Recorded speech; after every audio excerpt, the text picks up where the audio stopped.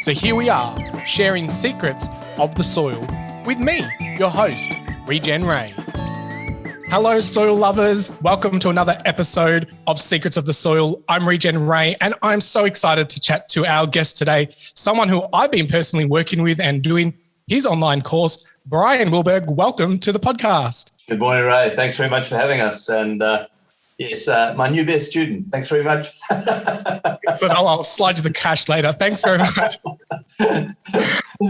Awesome. I just wanted to say that I'm really grateful for, being in the same room with you many times over the last couple of months. And I'm really excited to dig deeper into our soils today. So can you share with our soil lovers how you got onto your soil journey and a little bit about who you are? Fantastic.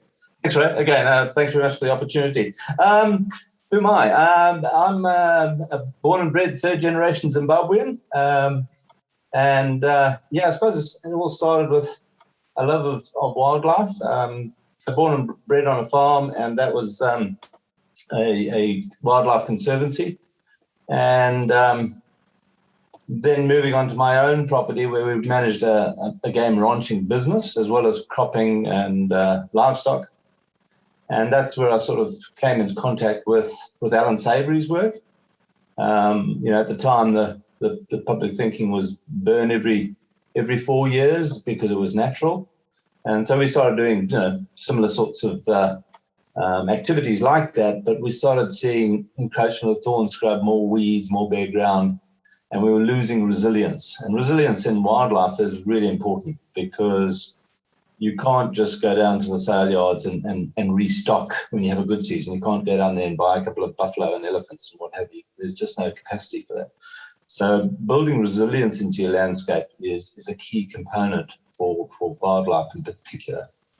Came in contact with Savory's work and then developed that and had some really fantastic outcomes on our property. We were different circumstance, but we managed to do some amazing things. We were moving sort of animals 40 to 80 times a day, huge densities, so like 3,500 animals per hectare, and had amazing results from that, which then led me on to become an educator. So currently certified with both Holistic Management International and the Savory Institute, both in America, but they have reaches all around the world. Today in Australia, we have about 20 educators who are certified. And the really exciting thing is there are quite a few new educators in the wings. And a really good thing is there are a lot of more women coming on board, very good. which is fantastic, and younger people. And we really need to diversify that educator base because at the moment it's principally based around agriculture. Yep. And we need to expand that because, I take Australia, for example, 86% of Australia lives in towns and cities. And that's where the power, that's where the vote, that's where the money is. And that will, if used correctly, guide farmers and land managers to become more regenerative, to change their practices. So, we need to start, and I'm really excited because I'm doing quite a bit of work now with businesses in town wanting to make better decisions. And at its core, that's what holistic management is about. A lot of people get really excited, and rightly so, in terms of its impact on the environment and using livestock as a tool, which is like one of the key things that gets frontlined all the time. But it's principally just a way that helps humans make better decisions. We got involved with that. Became an educator, and then about 22 years ago, we immigrated to Australia. Ended up in central Queensland, managing some cattle properties up there, and some fantastic people, some fantastic country, and we managed to do some fairly exciting stuff up there. And then about 11, 12 years ago, we moved down to I always call it paradise, on the mid-north coast of New South Wales. And we're doing pastured pork and grass-fed beef and pastured eggs on 600 odd acres there. And again, had a really enjoyable time there. And recently have just sold the property and sold the herd. And for the first time in my life, I'm living in town, which has its benefits. But I look back at, I mean, for the last 6 years, the training side has just become so busy. So about 7 years ago, we got involved with TAFE in New South Wales, and we developed a nationally accredited diploma in holistic management. And that really exploded. I mean, the demand was huge. There was great funding available. And, because it was nationally accredited, you came out with a pathway and credits towards a degree, various degrees and what have you. More recently, Southern Cross University is running the regenerative degree, as you know, as well as the master's. Yep. And so we've been involved with that as well in helping a little bit of the development, but also in the training, especially around the planned grazing. Lots of buzz at the moment, and I keep saying to folks, COVID's terrible, but in a way, I think it's got people focusing more about what's important in life. Absolutely. And that's what holistic management is at its core, is a way of making better decisions based on what do you value, how do you want to feel most of the time. And so I think people are focusing more and more on quality of life and health and connections. Yep. And just shifting away from working harder and making more money, which is a very narrow, linear sort of focus. And we're good at that. We're fantastic. Yep. It's the management where we really have problems. Yep. Yeah, I couldn't agree more. And I've seen a big change in that myself as well. And it's refreshing, but also uncharted waters. It's a bit different. It's uncertain as well. So I love that. And thanks for sharing your journey. And I'm curious to know, like, you're speaking of very different wildlife in Africa to here in Australia. Like, how was that change? Like, do animals function the same? Doesn't matter how size they are. Yeah. I think size depends on how much energy is in that environment. So lots of energy, you can afford to have bigger animals. I've been around in Australia for long, but all around the world, often the first enterprises on good country was often milk and beef, and they require really high levels of energy and good nutrition. And as those environments degrade, which ultimately is a loss of energy, we move from things like dairy to meat and hair production. And so, depending on which environment you're in, you'll know which, you certainly wouldn't try and do dairy in the middle of the Sahara, you're trying to adapt for that. But if we know that we can change those environments through our decision making, and, we don't have to look back far in history to see that, most of the deserts in the world were grasslands, and filled with huge amounts of biodiversity. Yep. Now, if they had these massive herds of, caribou, bison, wildebeest, kangaroos, diprotodons, whatever it was, if we had those huge numbers of those big animals, they would need to be supported by a huge number of plants, huge number of microbes, huge number of fungi. So, if those environments, if the rock paintings in the middle of the Sahara of giraffe, if the indigenous paintings here of animals and kangaroos and what have you in places where they're very scarce today, that's reality. And those environments were very different, and they could support larger biodiversity and larger animals at the end of the day. So, again, if we've undone it, because in that short space of time, there hasn't been huge planetary environmental unrest. We haven't been hit by a meteorite or that caused previous huge extinctions. Yeah. And the Gobi Desert is the one I always quote because, it's on satellite image. The Gobi Desert was spreading at 10,000 square kilometers every year. Today, it's down to 2,500 square kilometers every year. Now, as that country turns from grassland, trees, shrubs, whatever it is, with insects, butterflies, birds, bees, and people, as it turns into desert, all that stuff goes somewhere else. The people need to eat, so they're going to be finding food from somewhere else.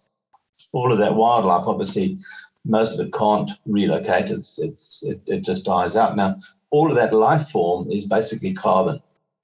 And so, you often you hear climate skeptics and deniers and what have you, but when you think of it as land turns to desert, and there's so much evidence of that, whether it's in the rock paintings of the Sand people, Aboriginal people, all around the world, in deserts where there was life. As a grassland with shrubs, trees, birds, bees, butterflies turns into desert, all that life is carbon-based. And as that life disappears, where's the carbon gone? Or somewhere else. Yep. As we lose biodiversity, which then became the catchphrase, because desertification, was everybody was terrified of desertification 40, 60 years ago, but we haven't been able to stop it anyway. And then we started becoming focused on biodiversity loss. And, today when you read figures, 84% of the insects in Europe are gone. All that insect life is carbon. The Western rhino, for instance, in Africa, basically was a carbon creature. Now, where's all that carbon that inhabited the bodies of those thousands and thousands and thousands of Western rhinos, or oryx, or red kangaroos, or diprotodons? All of that life form would have been basically carbon. It's a building block of life.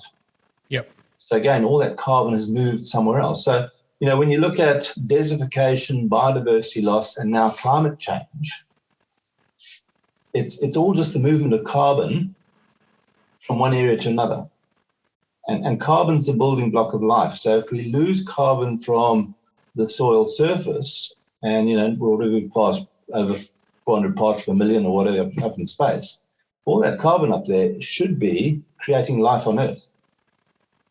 And it's not, it's up in space. So regardless of, whether you believe it's changing the climate or not, we have to do something about it, because we have to bring carbon back down to the ground. Otherwise, you and I won't have anything to eat. And we won't be supported by, the other life around us. And, today we're getting, I think that's the research in the human gut biome in the last sort of 40, 50 years has really opened people's eyes to our relationship with every other living thing on the planet. Yep. We like to think somehow humans are in control and we can flick all the switches and make it work. And, our skin's a barrier. And I always say to people, you put on moisturizer, where does it go? It goes right through your skin. Yep. Our skin's not a barrier at all. And, today with our understanding of bacteria and the benefits of bacteria to the human, we're starting to see and appreciate more and more that relationship between all life. It doesn't matter what it is. And if we reduce life, basically it becomes harder. And I just see a huge change in the short time I've been teaching, where people in all walks of life are starting to accept that, we need to nurture the environment if we're going to have happy, healthy lives, which is great. Yeah. Yeah. I love that. And I think highlighting the importance of carbon, and I want to sit with this for a little bit. You've mentioned about, the carbon sitting and going somewhere and not in the right place. It's in the atmosphere rather than in our grounds. Do you feel that we're still on the right side of the tipping point to reverse that? Or do humans need to get to that point of crisis before they do something about it? What's your approach to getting back into the soil? I suppose when you look at the science behind, the adoption of new innovation and stuff like that, it's that sweet spot somewhere between 15 and 18%, when between 15 and 18% of any community take on the new way, whatever it is, whether it's a brand of toothpaste or the way we manage our environment, then the system tips. And once you reach that sweet point between 15 and 8%, everybody else says, yep, that's the way to go, and everybody comes on board, and change happens quite easily. Now, often, as you said, that's driven by crisis. And, really, well, who wants to live with crisis for a start, And often crisis doesn't drive sustained change. So, we've had droughts, we've had fires, we've had all of those things before. And most people tend to hunker down. When you have a crisis, you brace yourself and wait for the crisis to pass. Yep. And I think, I'm not sure about this, but we've had drought, fire, and now we've got COVID, and these crises are keeping coming. And all around the world, we're seeing an escalation of, it doesn't matter what it is, whether it's fires, whether it's droughts, whether it's flooding, all of these things seem to be escalating. And, that then starts driving sustained change where, hell, we've got to change, because if it's not a fire, it's going to be a flood. And if it's not a flood, it's going to be something else, a mouse plague or something. And then suddenly that drives sustained change. But for me, the good news, especially around holistic management, but it could be anything. If we want humans to change, giving them a positive vision, something that really connects and sings to them, change then becomes really easy. Again, I often use the example of people who went through the terrible things in prisoner of war camps and things like that. It wasn't the fastest or the smartest or the quickest or whatever who managed to navigate through that constantly changing terrible environment they lived in. It was the ones that were most responsive and adaptive, but also the ones that had vision of what it was like to when it all ended, because that gives you hope. And so that's one of the main things to me around holistic management that'll drive the sustained change we want. A lot of people are latching onto this, whether it's pasture cropping or whether it's something else, and we need to look beyond that, because these are just methods of moving us forward. But what's beyond that? Because there'll be new techniques, new ideas, new knowledge. I mean, just the knowledge that's coming in around managing soils.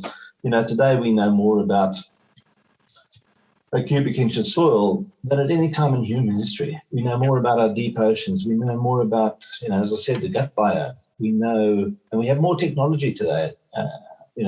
We've gone, just over 100 years from learning to fly to venturing out in deep space. Yep. It's not about technology. It's not about knowledge. We have the knowledge. We can turn things around. It's a desire of people to do that, because change takes courage and takes effort. And unless we've got something drawing us in that direction, we feel far more comfortable. Now, this is the way Dad did it. This is the way we've always done it. And even though often we know it's not the right thing to be doing, that's our fallback position. Yep. Or sometimes we trust in the system and say, well, the system's got it. Surely that all protect us, or this group of people know what they're doing. All the lemmings running off the cliff together. And so those people, and there are more and more of them coming out and being visual today in wanting a different life for themselves, or a different life for their children, or have a really clear vision about the future they want. And again, it's not a narrow vision about just me being happy. If I want to be happy, what is happiness? Yep. And often we use happy as a barrier. I'm happy. And it stops any deeper digging into feelings and values, because, I think as a culture, as the way we've been brought up, feelings and values are messy, complicated. Don't go there. Yep. And so from an early age, especially if you're a male, sadly, you're taught don't cry, don't be a wimp, don't show emotion, because it's a sign of weakness. But what we know today is that emotion actually drives every decision you've ever made. Yep. And so if you're not actually really clear about the values and feelings you want in life, no wonder we make decisions that destroy the environment, that hurt people we love, that ostracize maybe our children or our family or something like that. No one wakes up in the morning and says, I'm going to go and destroy my paddock or hurt someone that I love. But we make these bad choices, and often it's because we've focused on what's happening right now without a clear vision of what it needs to look like in the future.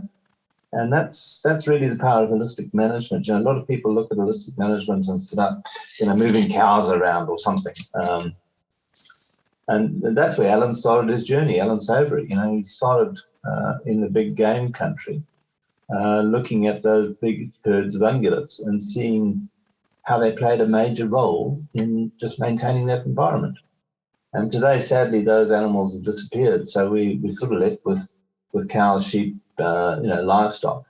And managed correctly, they can do a fantastic job. And that's a big shift in thinking is, moving away from the livestock being just a unit of production, coming to make money, coming to pay the school fees, to actually principally viewing your livestock as a tool to maintain healthy environments or improve environments, okay, which then provide you with a healthy family, a healthy life, stable communities, etc., and that ripple effect.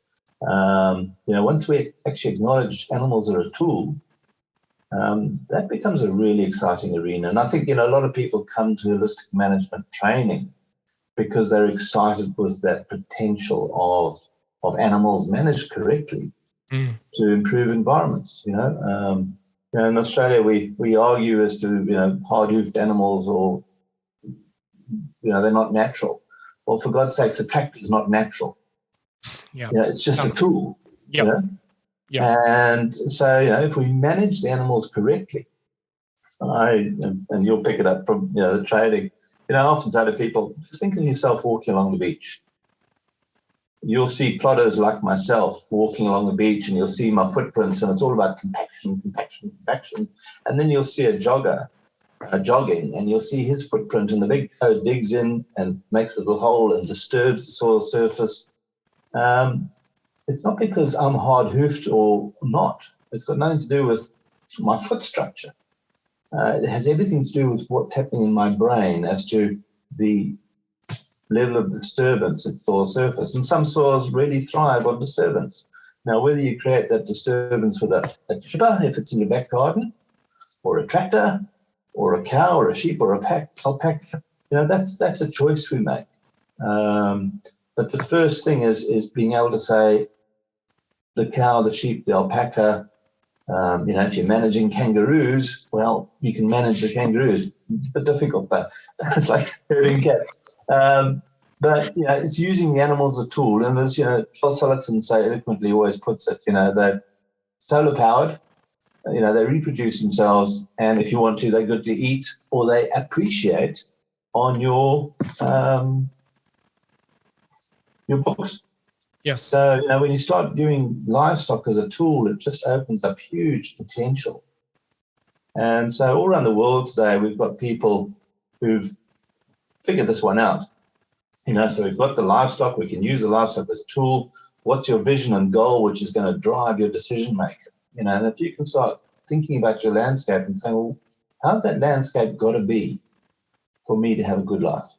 And my family and my grandchildren. Clear flowing creeks, full of fish, full of life, big shady trees, soils rich. And just recently, we're having quite a cracker of the spring. I'm getting so much excitement on all the communication channels, whether it's WhatsApp or Facebook. But, people actually hearing worms out in the paddock. When worms, our first time I ever encountered was an island in the Hunter. And every time the sun came out from behind a cloud, you'd hear this little as the worms suck down in their little holes. Yeah. And, the season's been fantastic for it, but people getting really excited about, worms. Yeah. And people getting excited about dung beetles, scratching around in poo, and getting excited about dung beetles. And that's fantastic. Yep. Because, it's all part of the big picture, Yep.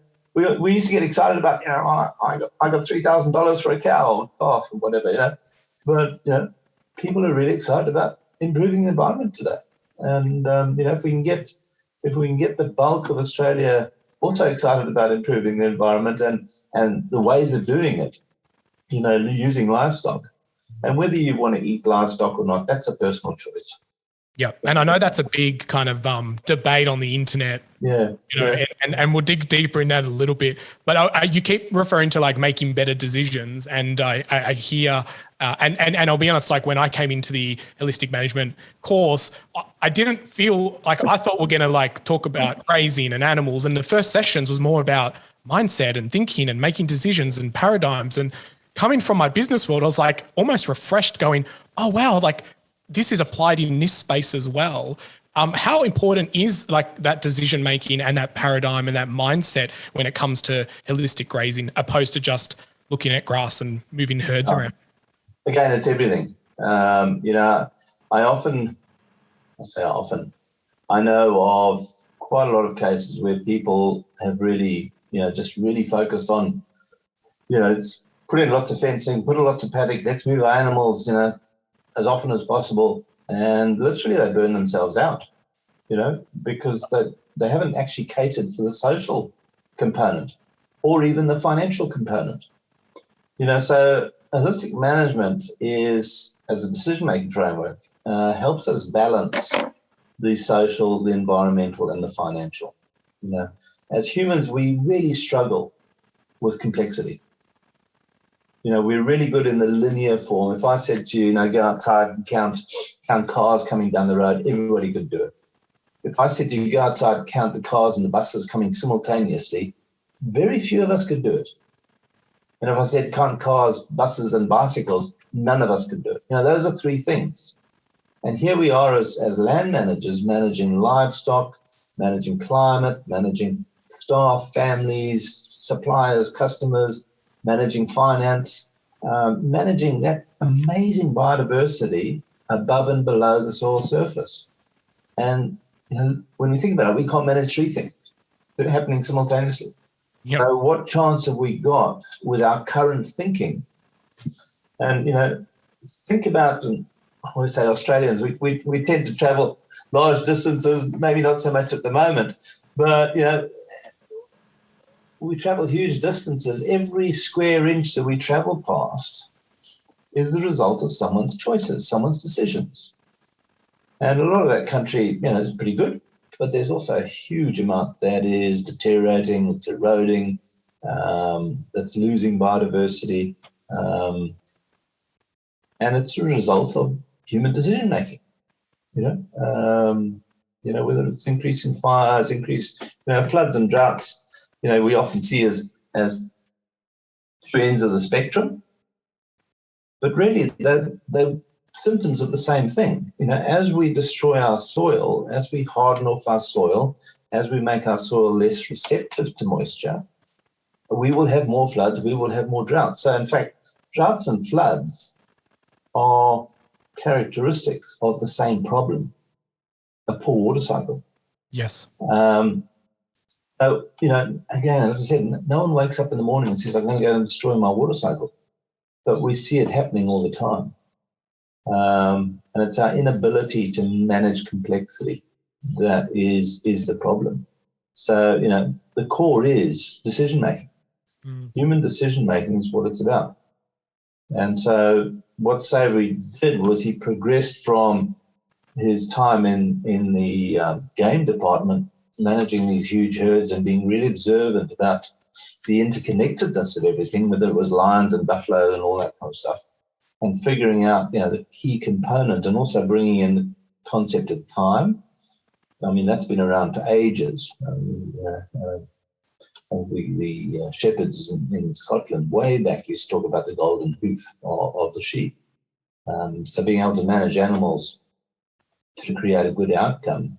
We've known this for ages, but I think that largely we've dropped to then the constant focus on trying to be productive and feed our families. Can we do both? Can we be productive, feed our families, and improve the environment? Absolutely. And that's the goal that everybody should have. But our inability to focus holistically like that limits us. We tend to focus on making money. We'll fix up the environment later, or we'll fix up, spend more time with our children later. And often that just doesn't come. Yep. So that's the power of holistic management. It allows us to manage this complexity of life. And it doesn't matter whether you manage land or not. Mm-hmm. You know, people in towns today, they have huge power to change, I mean, you know, in terms of Australia, to change the landscape of the whole of Australia. You know, whether it's national parks, whether it's forestry, whether it's grazing land, dairy land, sheep land, doesn't matter, cropping land. The vote and the consumer Mm-hmm. really has the power. Mm-hmm. And when the consumer starts saying, you know, I'm not going to buy that beef because I don't believe it's doing the right thing for me and my family, it's not providing clean water, it's not providing clean air, and it's not healthy food. When people start making that choice in towns, farmers will change. Yes. Literally, it'll change just like that. Yep. And we'll be looking back saying, God, what were we doing? I can't wait. And I think the new agriculture is going to be all about life, whereas the old agriculture was all about death. Yes. You know, whether it's pesticides, acaricides, herbicides, you know, side is death, and suicide. Yep. You know, the old agriculture is largely about killing things. Yes. And nature's not about killing things. Nature's about nurturing things. Nature's about growing stuff and life. And if we go against nature by killing things, nature's bigger than all of us. You know, humans will disappear off the planet. Nature will continue. The water cycle will continue. Everything will carry on. We just won't be part of it. Yep, I agree.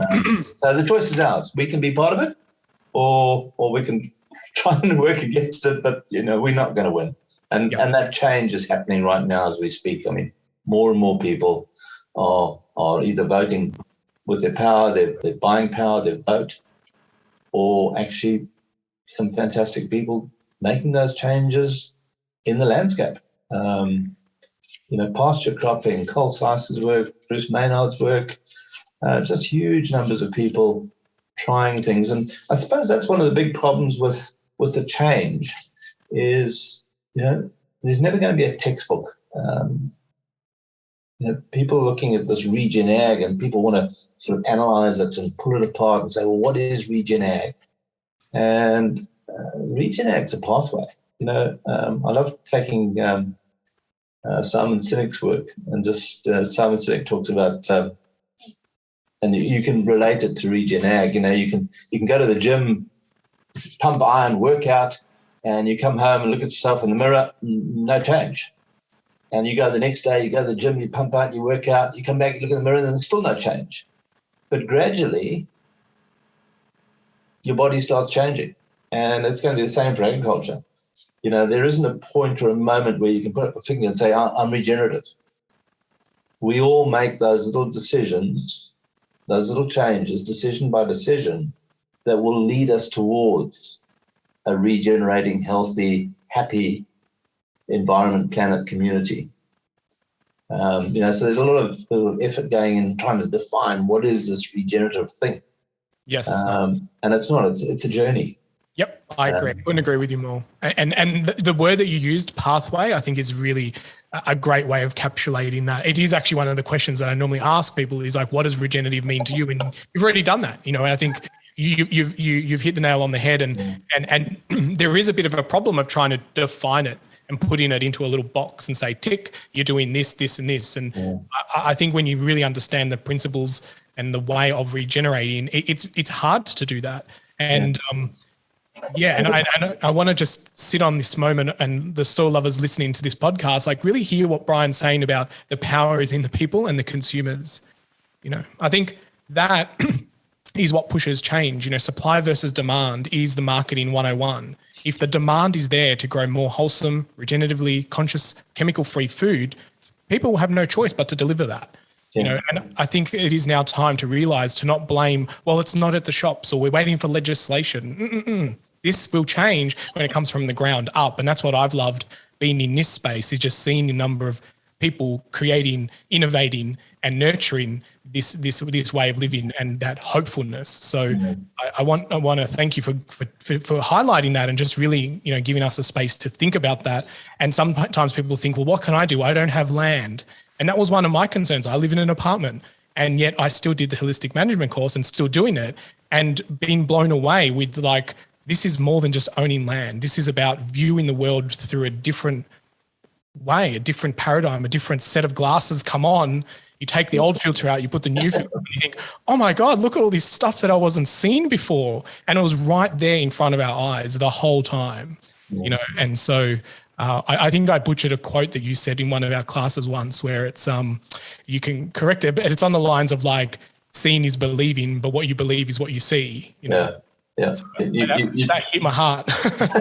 You do it both ways. I think one of the things that really stuck with me, so we were supplying one of the local IGAs with pastured eggs, and I happened to be in the IGA sort of, putting and stacking them all nice and neatly in the shelf, like a proud father would do with his eggs.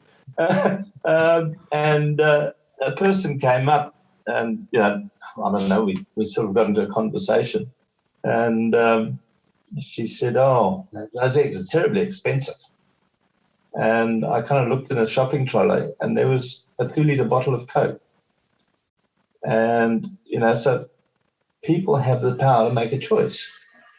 Do we choose to pay an extra $2 for eggs that are good for yourself, your family, the environment, or do we choose to spend that on something else, like 2 liters of Coke? And when people really connect with, and I keep saying that's what I think COVID's doing, what does a good life look like? It's about being healthy. It's about having a healthy environment. It's about having quality time with people around you. What's going to provide that? Is it going to be that putting that $2 on a bottle of Coke, for instance, or buying that dozen eggs that's raised by a person whose kids are at the same school as your kids? Yep. It comes down to that kind of decision making, and for people to be able to make the right decisions, they've got to have the information. And today, it's so easy to get information. There's so much information. The trick is to sift through it, but ultimately it comes back down to a decision. Those people are choosing to do this or that. There's a choice. And when more people say, no, we want to choose the pastured eggs or whatever it is, we'll see, everybody, farmers, producers, taking on those methodologies, because it'll be so much easier for them. 60 years ago, the farmers were all the rich people in town. Today, that's not the case. Farmers are generally the other end of the scale. The wealth's moved all towards cities, and there's quite a large disconnect. Yeah. A lot of kids, milk comes from a bottle, comes from a supermarket. So again, I think this kind of decision making helps us connect more with our food, which is really important. And I think again that change is happening. Farmers markets even before COVID were popping up everywhere. Farmers markets aren't for everybody. A lot of farmers, I think, go farming because they don't want to talk to people. And so farmers markets maybe are not for them. But the fact that there is this growing demand, and it's being expressed through people going to farmers markets, wanting to talk to the farmer, wanting to feel that they're buying good, healthy food, again, I think is a really clear indicator of the way we're heading. And it's just building more and more steam. I think some figures I had, probably 2 or 3 years ago, the increase in farmers market activity in the eastern states of America was huge. It was like 74% or something. It was, and even the tech companies weren't recording that kind of increase in business. So there's a huge demand by people wanting to know where their food was. And I read some research done looking at communities that have survived crisis. Whether it was the plague, whether it was the Black Death, whether it was the Second World War, First World War, they've gone back and looked at communities who'd managed crisis really well and come through the other end, still there basically. And they basically chipped it down to 3 things. And the first one was get to know your community, because there won't be a health system. There may not even be a doctor. It might be your neighbor down the road who stitches you up when you cut yourself with an axe. So get to know the people around you. And a lot of people today don't even know their neighbors. Now, if you want to live in a safe, happy, helpful, connected community, you've got to get to know your neighbors. Your neighbors are probably, and especially if you're a farmer, your neighbors are the most important people outside your family.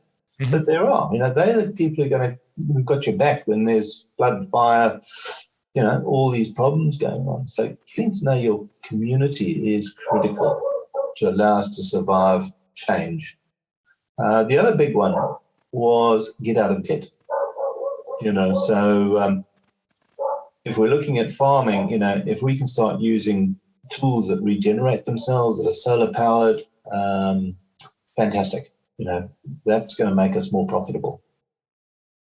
And if we can start working with nature, building soil fertility, building soil life, getting all those things working for us, we will become more profitable.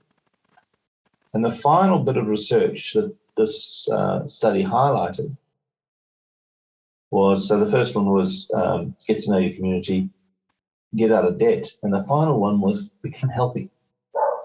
Because again, unhealthy communities, unhealthy people just fade away in crisis. Yep. And once you understand holistically, we are our environment. There's no barrier between me and this room and the garden outside. There's no physical barrier there. It's about having a healthy environment as well as a healthy body. The two are inseparable. You cannot have a healthy body if your environment is unhealthy. That's right. And so, those are the three things. If we want to get through crisis and keep moving, forward, get to know your community, your neighbors, get out of debt, and live in a healthy environment. And, we can impact all three of those just through our decision making. We have choices. Do we move in this direction? Do we move in that direction? Yeah. And that's where holistic management comes in again and allows us to make those choices. And the first stage is creating a really clear vision of what does that happy, healthy life look like, And I often simplify it down to, clear flowing streams, great water to drink in, and happy, healthy families playing, working, and loving together. If just in that sentence, if you think about it, it brings joy to your heart. Mm. And it will influence your decision making at the end of the day. It's as simple as that. A lot of people make it really complex, and for some organizations, it is complex because the organization is complex. But when you break it down to the individual, it literally can be as simple as that. So another little example, which I probably shared with you as well, you can be walking down the street and someone can bump into you and say, "Oh, you're an idiot." Now most of us react. So you might turn around and say, "Well, I think you're an idiot. You bumped into me." Yeah. But if you use the word, putting your glasses on and looking through a different lens. If your lens was, I really need to have the support and love and connection with all the people around me. If someone bumps into you in the street and says you're an idiot, how do you now respond? You'd probably say, "Well, sorry, is there something wrong? Can I help you?" Mm. It's a completely different response, and that's a choice. Yep. Depending on your vision down the track, and that's just with people. What about our response to soil life? What our response to, the mice, the cockatoos, whatever it is? Are they just a pest or a problem, or are they part of the environment, and we need to fix the environment holistically? Yeah.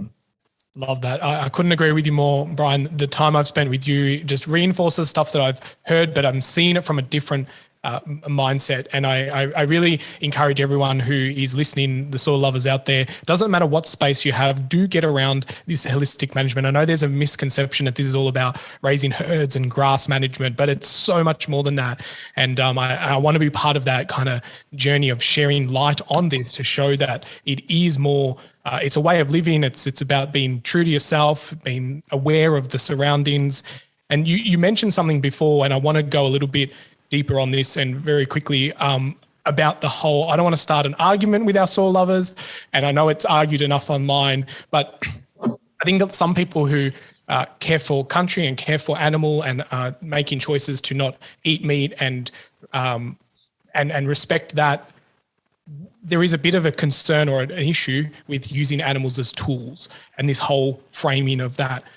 Yeah. From my understanding and what I've learned, I get amazed by it. I think, wow, look at the amount of abundance and biodiversity, and understanding how that animal can add so much value for the greater good of all the wildlife. And then you look at monoculture crops and you think, wow, this is so depleted of life. And, these massive soy farms to move the amount of soy that is required because people feel like they're doing the right thing, not seeing the actual damage that's happening, to me is a bit of an alarm bell.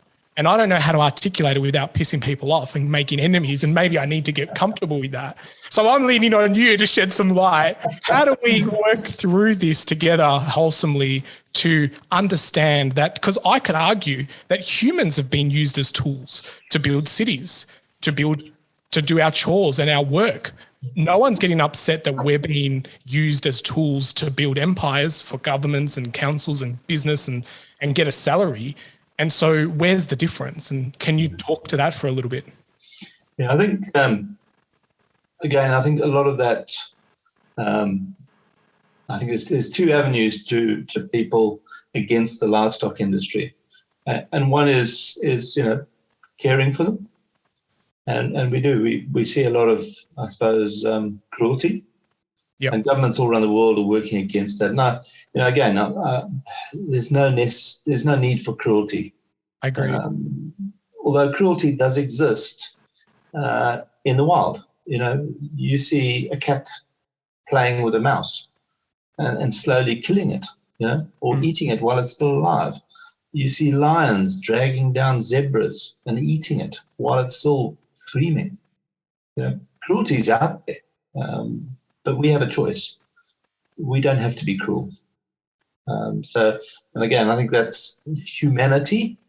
Humans are, it's about humanity, and let's stop cruelty. I think and I don't believe really anybody wants to be cruel. But again, if we create a good vision where all living things have a good life, we'll start making decisions that eliminate cruelty. We don't need laws.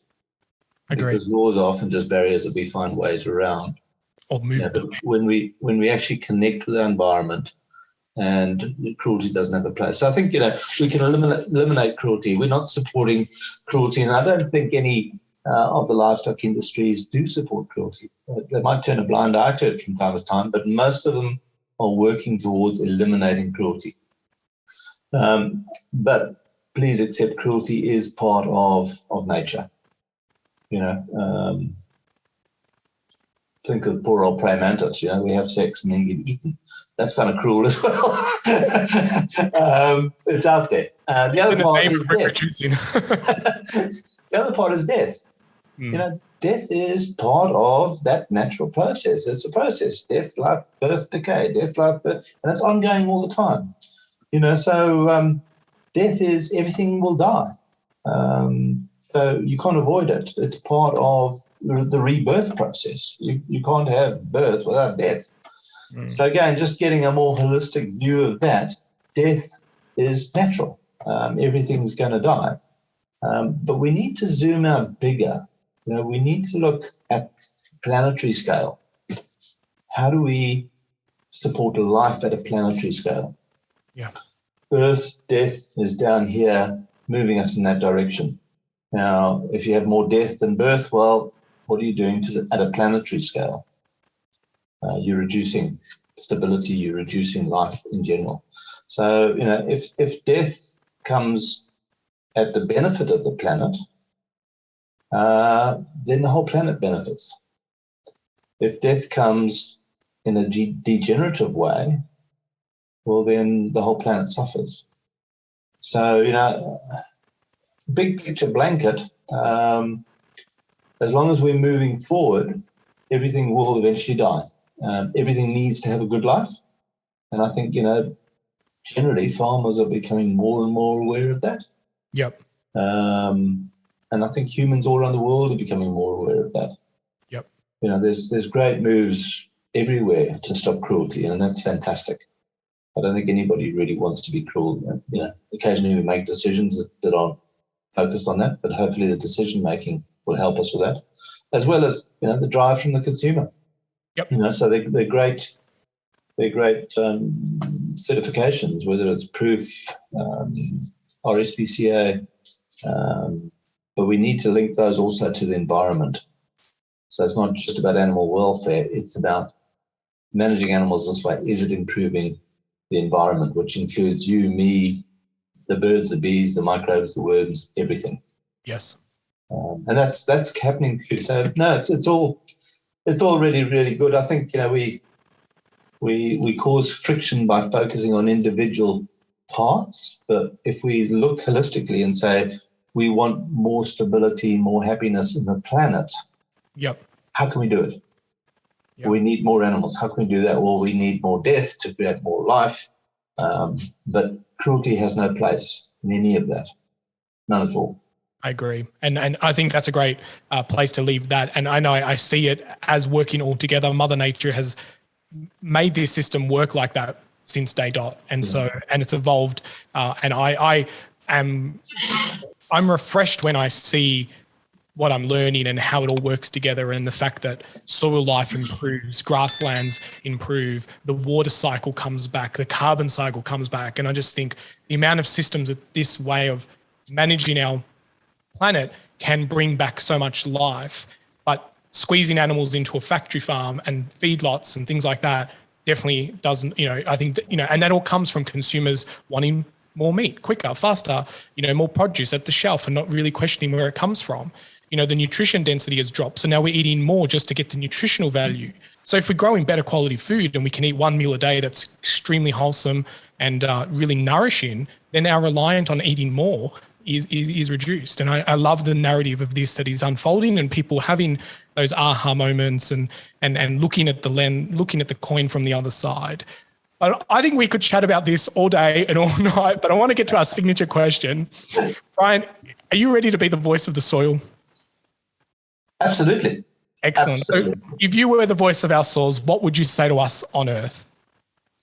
I'd say to the people on Earth, think of me as you, a living, breathing life form, part of you. I'll drink that. Me too. It's only water. I agree. I couldn't agree with you more, Brian. It has been an absolute joy hanging out with you, and I get the privilege to hang out with you more in our upcoming courses if COVID allows. But if not, we hang out on Zoom and a lot of other groups and so forth. So I feel very blessed to be within this community, and an absolute pleasure to have you on the show and share with our soil lovers a little bit of your world. If they have become a little bit curious and want to hang out with you more, how can they do that? Website, Inside Outside Management's the training company we run.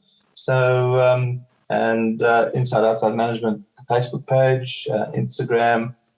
Lots of ways to community today, and there's so much good information on the web as well. And again, through your great work and other people like you, it's easier to sift through it. So again, thanks to all the good work that you guys are doing and have been doing for ages. We're all part of this thing together, and it's changing, which is great. Yes, I'm excited. Soil lovers, all the links to hang out more with Brian will be around this video. If you're watching it on the Soil Learning Center, or if you're doing the audio version, they'll be in the show notes. Brian, thanks again so much from the bottom of my heart for sharing what you do and keeping up the great work and inspiring people to see our world through the lens of life and not death. And I'm excited to be part of that journey with you and the next generations to come. It's definitely keeping me hopeful and inspired for a brighter future, especially with the way that everything is heading at the moment. Any final words before we sign off? No, right. Just thanks again, and hop on board, everybody. I'm sure most of you are already well down the track. Keep the community happening, because we can't all make the same mistakes. Yes. So again, the community creates a really important key to making change happen for all of us. Yeah. Awesome. Love that. Well, there you go, soil lovers. As you heard it here, get outside, get in amongst your community, get your hands dirty, and keep digging deeper into your soils. I'm Regen Ray. Until next time, keep curious.